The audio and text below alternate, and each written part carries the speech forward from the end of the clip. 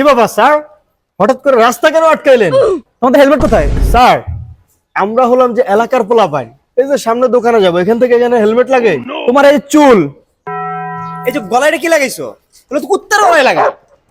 আহা স্যার, আপনি তো আপডেট হলেন না স্যার। আমরা হলাম এলাকার চিকি চিকি পোলাপান স্যার, একটু স্টাইল তো থাকবেই। ইউই চিকি চিকি। যখন মামলাটা বইরে দিমু তখন বুঝবে চিকি চিকি পোলাবেন। দাঁড়ো মামলা ঠিক বলো স্যার। বলে স্যার। এই, স্যার তো serious. Sir sir sir sir sorry sir, sir মামলা দিবেন না স্যার। স্যার, সারা জীবন তো ঘুষ খেতে খেতে পেটটা এত বড় করে ফেলছেন স্যার, এখন তো রোজার দিন স্যার, আজকের জন্য একটু মাফ করে দেন sir.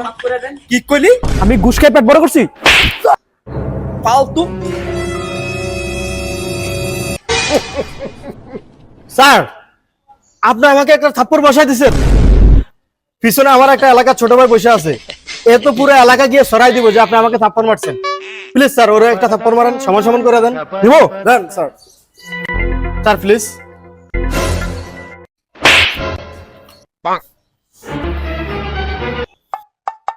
Thank you sir. Okay যদি আপনি থাপ্পড় না দিতেন স্যার, ও পুরা গ্রামবাসী এলাকা করে নিত, পুরো আমার মান সম্মান চলে যেত, বুঝছেন? আমি যে একটা আমার তো একটা মান সম্মান আছে নাকি স্যার? আচ্ছা ঠিক আছে স্যার, থ্যাংক ইউ। তাহলে আজকের জন্য আমাকে ছেড়ে দেন। রোজা রাখছো? জি স্যার, রোজা হ্যাঁ? রাখছি। তোমার এই যে এই চুল টুল এগুলো চেঞ্জ করে লেও, রোজার দিন ভালো হয়ে যাও। ঠিক আছে স্যার, বুঝছো? আজকে বাসায় গিয়ে চুল টুল কেটে একদম। আর এই টুপিটা মাথায়, এর লেগে মামলা দিলাম না, ঘুষও খেলাম না। যাও মিয়া। Thank you sir. যাও।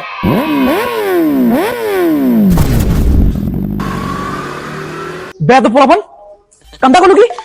হ্যাঁ, ওদেরকে মামলা দেওয়া উচিত ছিল।